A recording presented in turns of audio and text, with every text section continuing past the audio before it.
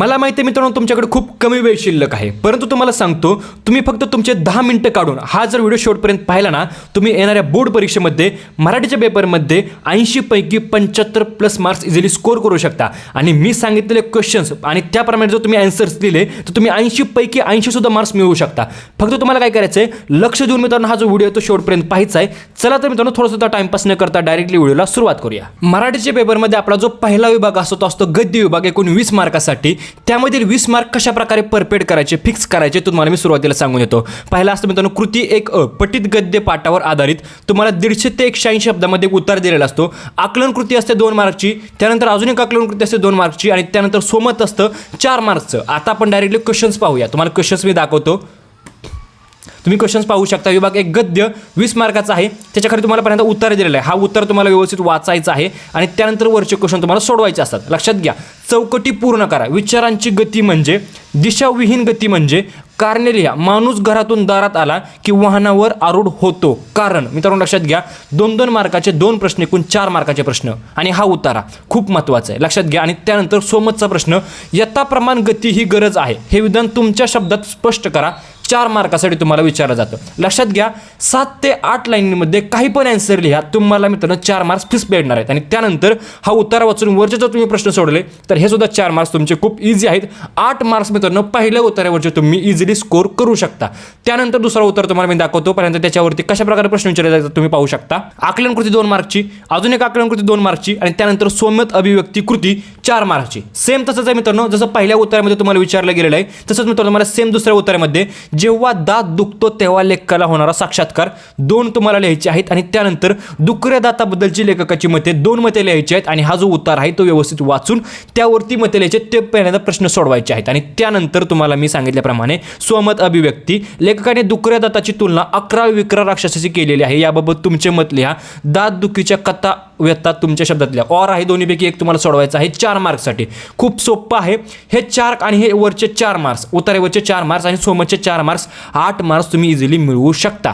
त्यानंतर आहे आपला मित्रांनो उतारा, तिसरा उतारा अपठित गद्य उतारा। त्यामध्ये तुम्हाला 2-2 मार्काच्या 2 आकलन कृती आहेत, यामध्ये तुम्हाला सोमत विचारलं जात नाही। 4 मार्कासाठी हा उतारा तुम्हाला विचारला जातो। तुम्ही पाहू शकता, खाली चौकटी पूर्ण करा। रिमझिम पावसात अडई व वणकी या रान बदकांकडून होणाऱ्या कृती आणि त्यानंतर तुम्हाला उतारा पाहायला मिळेल। उतारा व्यवस्थित वाचायचा आहे आणि त्यानंतरचे प्रश्न सोडवायचे आहेत। कारणे लिहा, आपल्या मुलांना जंगलात व पर्वतावर न्यावे कारण। एकूण 2-2 मार्काचे 2 प्रश्न, 4 मार्काचे मित्रांनो अपठित उतारावरील हे प्रश्न परफेक्ट करा मित्रांनो, फिक्स करा, लक्षात घ्या। त्यानंतर आपला विभाग 2 पद्य, विभाग 2 पद्यमध्ये कशा प्रकारचे प्रश्न विचारले जातात, गुण 16 मित्रांनो लक्षात घ्या। पठित पद्य पाठावर आधारित, आकलन कृती 2 मार्कासाठी, अजून एक आकलन कृती 2 मार्कासाठी, अभिव्यक्ती कृती 4 मार्कासाठी। चला पाहूया, अजून तुम्ही पहिल्यांदा पाहू शकता ही कविता दिलेली आहे, ही कविता तुम्हाला व्यवस्थित वाचायची आणि त्यानंतर वरचे क्वेश्चन सॉल्व्ह करायचे। कारणे लिहा, चौकटी पूर्ण करा। तुम्ही पाहू शकता अशा प्रकारे तुम्हाला क्वेश्चन विचारले जातात 4 मार्कासाठी। आणि त्यानंतर सोमत विचारलं जातं 4 मार्कासाठी। शहरातील बालव्यवस्थेच्या जीवनाचे वर्णन तुमच्या शब्दात स्पष्ट करा। तुमच्या शब्दात स्पष्ट करायचे, 7 ते 8 लाईनमध्ये काही जरी लिहून टाकलं तरी तुमचे 4 मार्क्स फिक्स आहेत, काहीच प्रॉब्लेम नाहीये। त्यानंतर मित्रांनो लक्षात घ्या, पठित पद्य पाठावर आधारित तुम्हाला काव्यपंक्तींचा अर्थ लिहायचा असतो। तुम्ही पाहू शकता इथं काव्यपंक्तींचा अर्थ लिहिणे, मित्रांनो लक्षात घ्या, काव्यपंक्तीचा अर्थ लिहिणे कशा प्रकारे प्रश्न विचारला जातो तुम्ही पाहू शकता। हे तुम्हाला काही ओळी दिलेल्या असतात, ह्या ओळींचा तुम्हाला मित्रांनो तुमच्या शब्दामध्ये अर्थ लिहायचा असतो मित्रांनो। ते एकूण 4 मार्कासाठी तुम्हाला विचारलं जातं। त्यानंतर मित्रांनो तुम्हाला ई मध्ये तुम्हाला पठित पद्य पाठावर आधारित तुम्हाला काव्य सौंदर्य किंवा रसग्रहण सोडवायचं असतं। लक्षात घ्या, तुम्हाला मी दाखवतो पेपरमध्ये, तुम्ही पाहू शकता काव्य सौंदर्य आणि त्याच्या खाली मित्रांनो तुम्हाला रसग्रहण अशा प्रकारे तुम्हाला क्वेश्चन विचारला जातो। आता त्यानंतर आहे आपला विभाग 3 साहित्य प्रकार। साहित्य प्रकारमध्ये पाहू शकता एकूण 10 मार्क्ससाठी तुम्हाला हा विभाग विचारला जातो। आकलन कृती आहेत 1-1 मार्काच्या 2 आणि त्यानंतर आकलन कृती आहे 2 मार्काचे, एकूण 4 मार्क आहेत तुम्हाला अप्रश्नामध्ये। आणि त्यानंतर तुम्हाला सोमताचे 2 कृती 3 मार्कासाठी आणि अभिव्यक्तीवर आधारित 2 कृती एकूण 3 मार्कासाठी, म्हणजे एकूण 6 मार्कासाठी आ मध्ये, म्हणजे टोटल 10 मार्काचा हा विभाग आहे। चला आपण क्वेश्चन्स पाहूया। तुम्ही क्वेश्चन्स पाहू शकता, तुम्हाला एक उत्तर दिलेला असतो आणि त्याच्यावरती तुम्हाला मित्रांनो प्रश्न विचारले जातात। हा उत्तर तुम्ही पाहू शकता, अशा प्रकारे उत्तर दिलेला असतो आणि त्यानंतर एका वाक्यात उत्तर लिहा। प्रारंभिक कथा कोणत्या हेतूने लिहिली गेली ते लिहा, कथेची व्याख्या लिहा। एक मार्काचे 2 प्रश्न, 2 मार्क तुमचे फिक्स होऊन जातील. त्यानंतर तुम्ही पाहू शकता, उत्तर खूप मोठा आहे तसं पाहायला गेलं तर. कथा लेखनासाठीचे आवश्यक असणारे 4 मुद्दे लिहा 2 मार्कासाठी, म्हणजे 4 मार्क तुम्हाला ह्या उत्तरावरतीच आहेत. आणि त्यानंतर खालीलपैकी कोणत्याही 2 कृती सोडवा. एकूण 4 प्रश्न आहेत, त्यापैकी तुम्हाला 2 सोडवायचे आहेत, प्रत्येकी 3 मार्कासाठी. आता लक्ष घ्या, हे जे तुम्हाला प्रश्न दिसत आहेत ना, हे तुम्हाला मित्रांनो, तुम्हाला जर अजून महत्त्वाचे प्रश्न फिक्स येणारे बोर्डामध्ये येणारे क्वेश्चन्स मित्रांनो साहित्य प्रकार कथा विभागातील जर पाहिजे असतील तर त्यावरती मित्रांनो मी एक सेपरेट व्हिडिओ बनवलेला आहे, एक डिटेल व्हिडिओ बनवलेला आहे. त्यामध्ये तुम्हाला मी साहित्य प्रकार कथा विभागातील अत्यंत महत्त्वाचे प्रश्न सांगितले आहेत.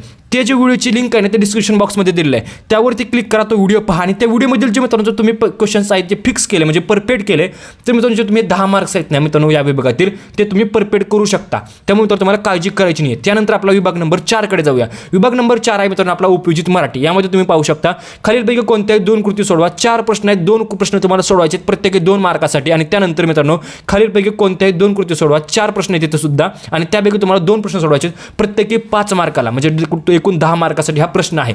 लक्षात घ्या मित्रांनो, उपयोजित मराठीमधील बोर्डामध्ये फिक्स येणारे क्वेश्चन्स पण मी तुम्हाला सांगितलेले आहेत, जेणेकरून तुमचे हे सुद्धा 14 मार्क परफेक्ट होतील. तो जो व्हिडिओ आहे, त्या व्हिडिओची जी लिंक आहे ते डिस्क्रिप्शन बॉक्समध्ये दिलेलं आहे. त्यावरती क्लिक करा, तो व्हिडिओ तुम्ही पहा आणि त्या व्हिडिओ पाहिल्यानंतर मित्रांनो तुम्ही हे जे 14 मार्क्स आहेत ना ते परफेक्ट करू शकता. बाकी तुम्हाला काही करण्याची गरज लागणार नाही. तुमच्याकडे कमी वेळ आहे तर पटकन ते व्हिडिओज पहा, ते क्वेश्चन्स पहा, ते क्वेश्चन तुम्ही सोडवा मित्रांनो, तुम्ही नक्कीच चांगले मार्क्स स्कोर करू शकता. त्यानंतर विभाग 5 व्याकरण व लेखन, एकूण 20 मार्कासाठी. आता लक्षात घ्या, व्याकरणाचे प्रश्न तुम्ही पाहू शकता कशा प्रकारे विचारले जातात. उद्गारार्थी वाक्य ओळखून लिहा. त्यानंतर तुम्हाला मित्रांनो काय करायचं आहे, सूचनेप्रमाणे म्हणजे नकारार्थी वाक्य करा, किंवा मित्र तुम्हाला समास ओळखायचा आहे अशा प्रकारे. त्यानंतर तुम्ही पाहू शकता समासाचे नाव लिहा.